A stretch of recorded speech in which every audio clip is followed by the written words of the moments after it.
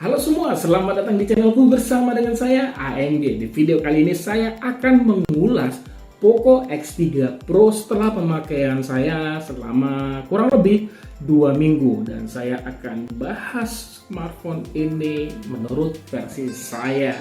Jadi jangan tanya lagi, wah sudah telat bang, wah kelamaan reviewnya ya. Karena saya harus gunakan smartphone ini dulu, baru bisa saya review. Dari kalian yang menonton video ini pasti sudah banyak yang tahu ya kalau Poco X3 Pro ini membawa performa smartphone kelas atas, atau bisa saya katakan versi saya ya, ini performa yang dibawa itu ganas banget. Tapi harga HP-nya itu nggak ganas, ya hanya 3 jutaan saja kamu bisa mendapatkan smartphone dengan performa Marco Top. Jadi ini sudah sangat jelas kalau smartphone ini ditujukan buat kamu yang ingin membeli HP, fokusnya itu cuma begini. Yang penting performanya itu kenceng dan duitku cuma 3 jutaan. Ya, saya berani mengatakan beli aja deh ini Poco X3 Pro. Seriusan, beli ini. Oke, itu aja deh videonya ya. Terima kasih. Enggak. Tetap saya bahas ini mengenai HP ini ya. Oke. Poco X3 Pro membawa chipset Qualcomm Snapdragon 860. Coba deh sebutin HP apa dengan membawa performa Snapdragon seri 8 tapi harganya 3 jutaan. Ya nggak ada, cuman Poco X3 Pro. Nah, chipset tersebut dipadukan CPU-nya octa-core. Tersedia 2 varian, RAM 6GB dengan internal storage 128GB dan RAM 8GB dengan internal storage 256GB.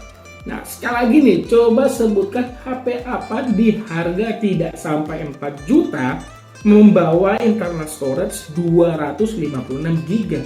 Ya jelas nggak ada, hanya Poco X3 Pro yang berani melakukannya.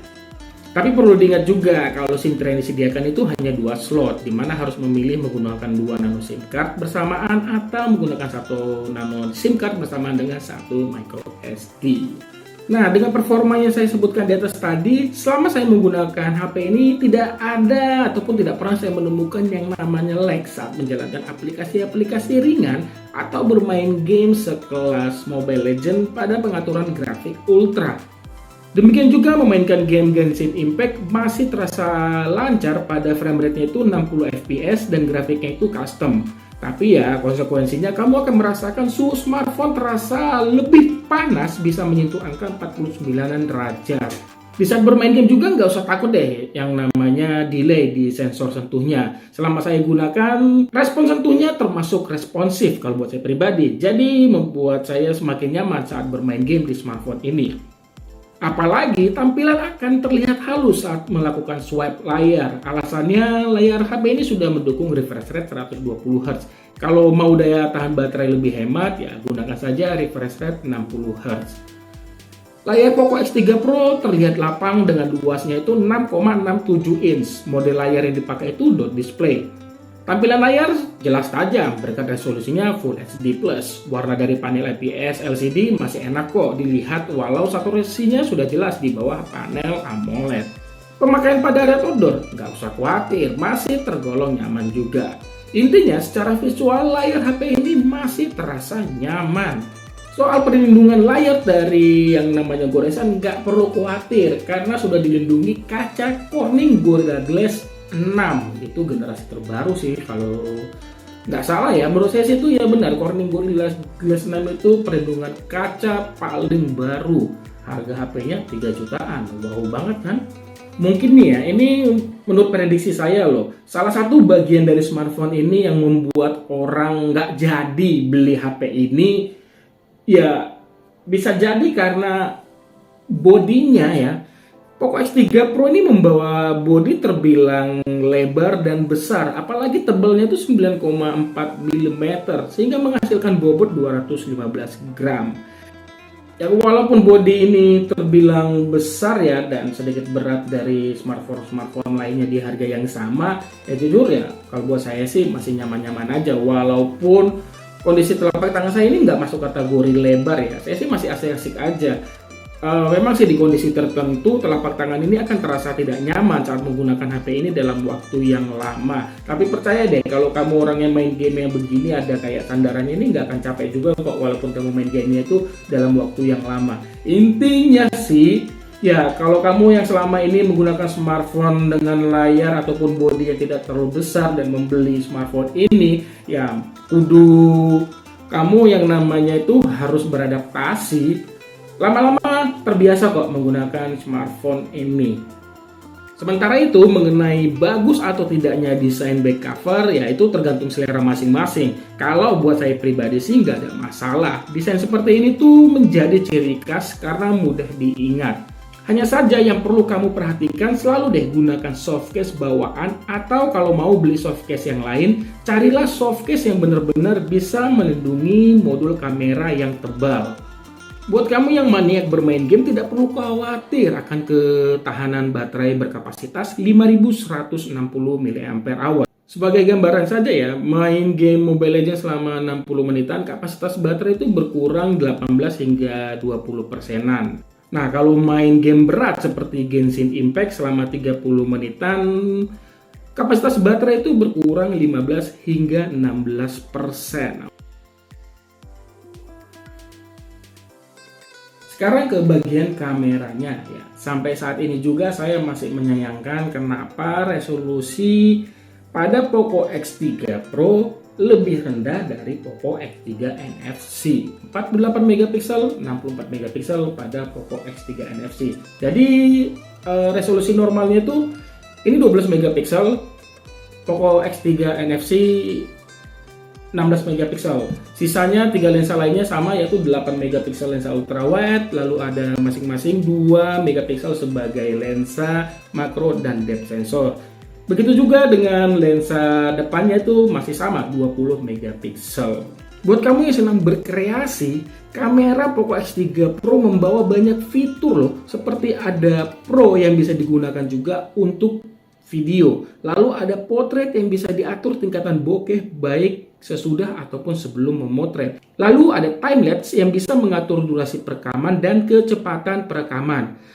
Nah, ada juga slow motion hingga 960 frame per second pada resolusi Full HD. Lalu ada clone, lalu dual video, vlog, long exposure, hingga dokumen. Mengenai kualitas fotonya sih, ya, kalau buat saya pribadi ya, saya masih suka kok foto dari Poco X3 Pro karena buat saya pribadi masih tergolong bagus. Mengenai kualitas fotonya ya, kalau buat saya pribadi sih, saya nggak ada yang saya keluh karena hasil foto-fotonya masih memuaskan hati saya. Ya intinya masih terlihat bagus lah pada kondisi area outdoor siang hari. Kondisi dalam ruangan dengan cahaya lampu juga masih kategori oke, walau sudah pasti detailnya menurun. Ya hanya saja kalau kamu ingin upload ke sosial mediamu, lebih baik diedit dulu deh, khususnya pada saturasi warnanya. Karena saturasi warna yang dihasilkan dari kamera Poco X3 Pro ini memang terlihat natural, tapi naturalnya itu warna yang dihasilkan itu sedikit aja di bawah warna asli objek foto.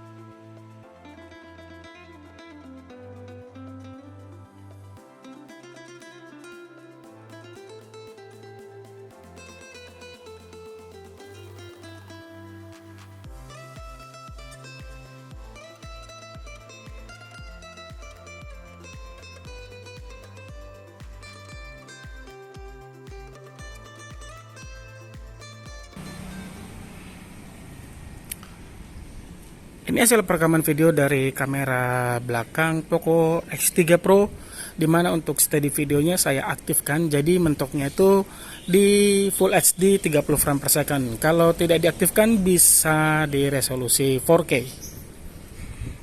Nah, untuk perekaman videonya sendiri ini bisa juga digunakan melalui lensa ultra wide dan bisa juga mengaktifkan yang namanya filter, beauty, dan bokeh. Oke, sekarang saya tes untuk kecepatan fokusnya. Pertama di sini, lalu saya pindahkan.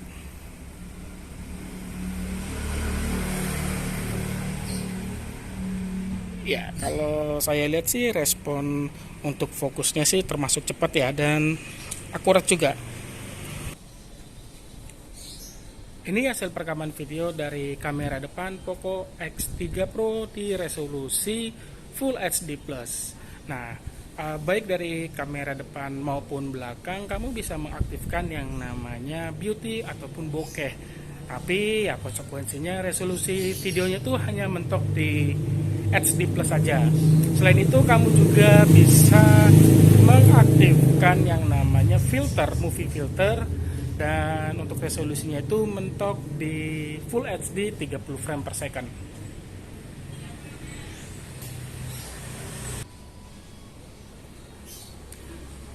Ini contoh perekaman video dari kamera depan yang dimana efek bokehnya ini saya aktifkan ya.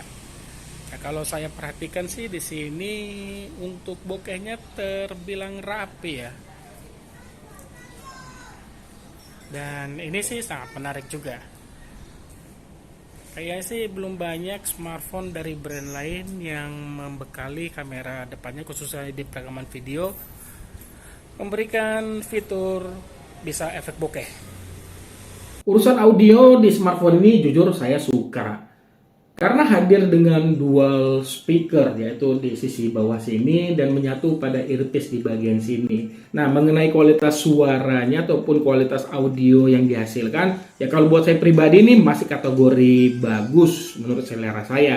Walaupun ya bagi saya ini powernya sedikit aja kurang wah saat digunakan di area outdoor karena kurang kenceng lah kalau menurut saya.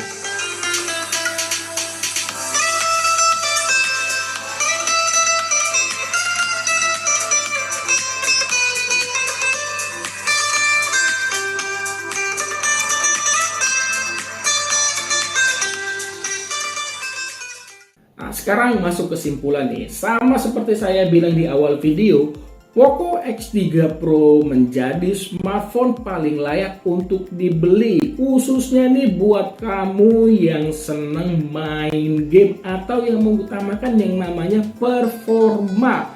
Jelas ini nyaman banget. Kenyamanan tersebut bukan hanya dari sisi performa saja, tetapi didukung dari daya tahan baterai yang lama, terus layar yang luas, tajam dengan tampilan yang menarik sih menurut saya ya.